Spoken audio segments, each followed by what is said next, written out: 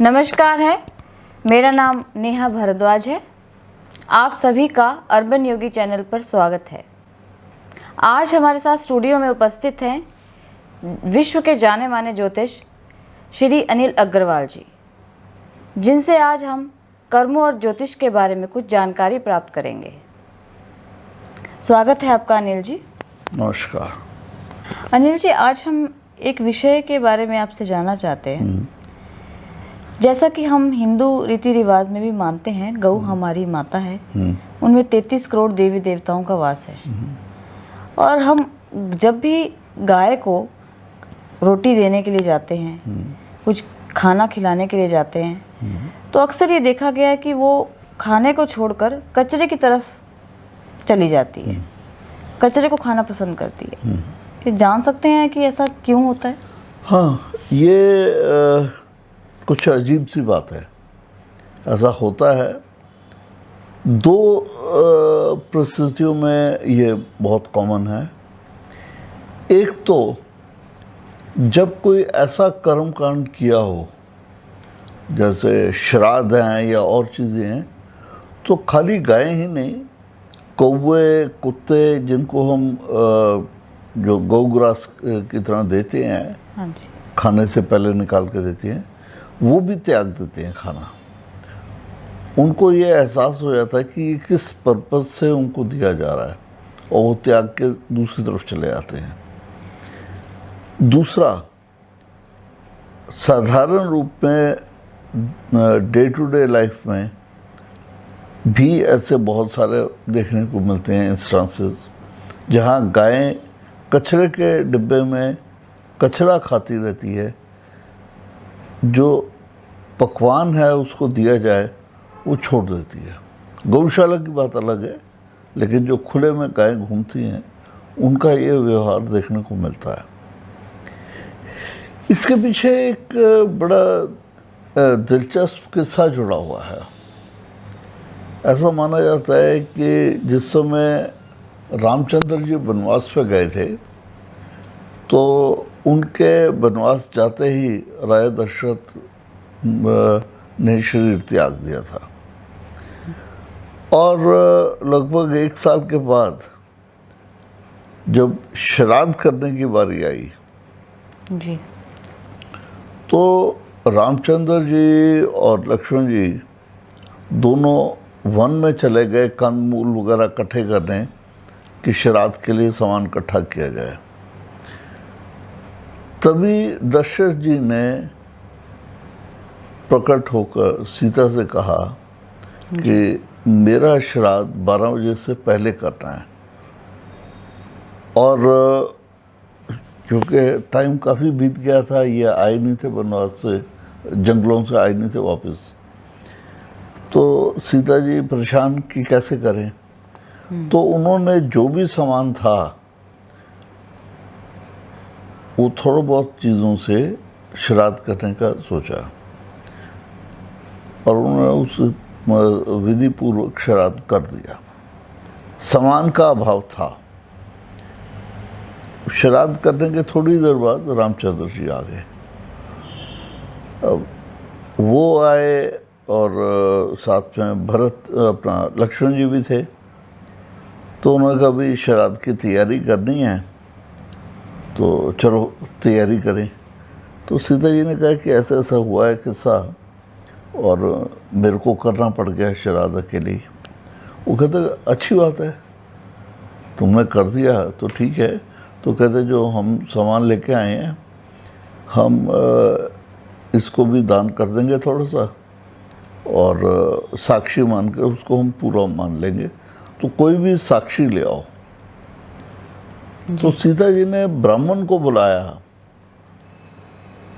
ब्राह्मण ने देखा कि ये क्या हो गया मेरे से, जो सीता जी ने दिया था दान वगैरह, मैंने वो ग्रहण करके श्राद्ध कर दिया राजा का, ये राजकुमार तो यहाँ पे आ गए हैं।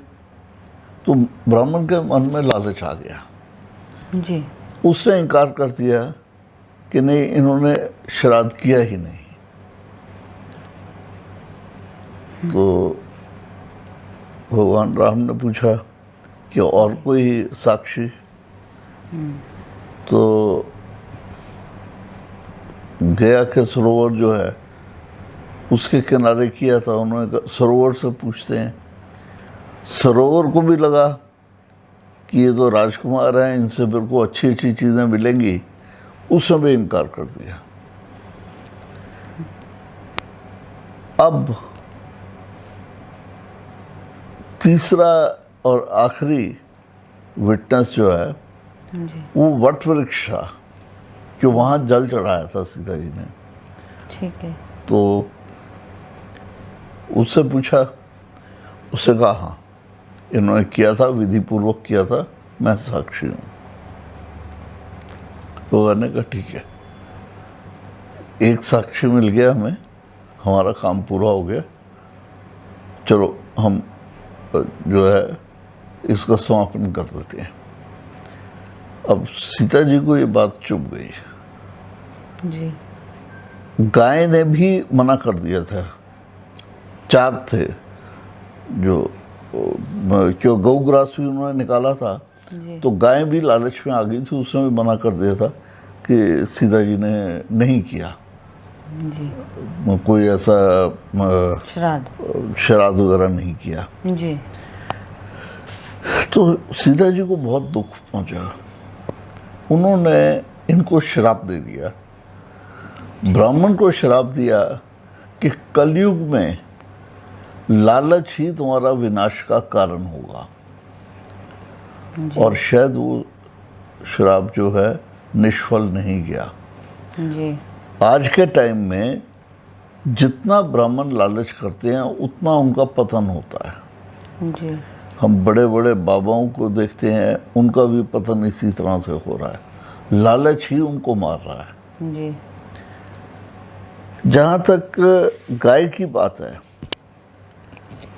तो वहाँ भी यही हाल हुआ। गाय को कहा कि कलयुग में जो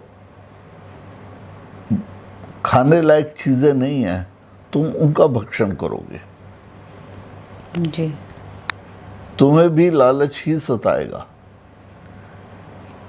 तो गाय जो है पकवान छोड़ के और चीज़ों में मुंह मारती रहती है, वहाँ खोजती रहती है। गया जी के सरोवर को जी। यही श्राप मिला कि तुम्हारा जो सरोवर का पानी है वो एंकल से ऊपर नहीं जाएगा, मतलब 3-4 इंच या 6 इंच जो है उससे ऊपर नहीं जाएगा। तो वो घुटनों से नीचे नीचे ही रहता पानी सरोवर का। जी। सरोवर का पानी काफी सूखा हुआ है। अब बारी थी वट वृक्ष की। जी। तो वट वृक्ष को उन्होंने वरदान दिया कि तुमने मेरी लाज रखी है, तुम खूब फलोगे फूलोगे, तुम्हारी ख्याति और जड़ें दूर दूर तक फैलेंगी। तो वट वृक्ष जैसे बड़ा होता है, जी। ऊपर से टहनियाँ फिर नीचे आती हैं, जड़ें फिर बनती हैं और वो फैलता चला जाता है। तो ये कहानी काफ़ी हद तक सार्थक दिखाई देती है और ऐसा मानना है उसके कारण ही ये लगता है सब कुछ हो रहा है। बाकी तो बहुत सारी ऐसी चीज़ें होती हैं जो कहानियों के द्वारा ही समझाई जाती हैं। ये पुराने परंपरा चली आ रही है जी। तो उसी के आधार पे ये भी एक जुड़ा हुआ है। धन्यवाद जी आपका। आपने हमें बहुत रहस्यमय जानकारी दी, जिससे जो कि हम सभी को बिल्कुल भी नहीं पता था इस बारे में। बहुत बहुत धन्यवाद है आपका अनिल जी। नमस्कार। आप सभी को वीडियो पसंद आई हो तो ज़रूर इसे लाइक कीजिए, सब्सक्राइब कीजिए और बेल आइकन दबाना ना भूलिए। धन्यवाद है आपका। नमस्कार।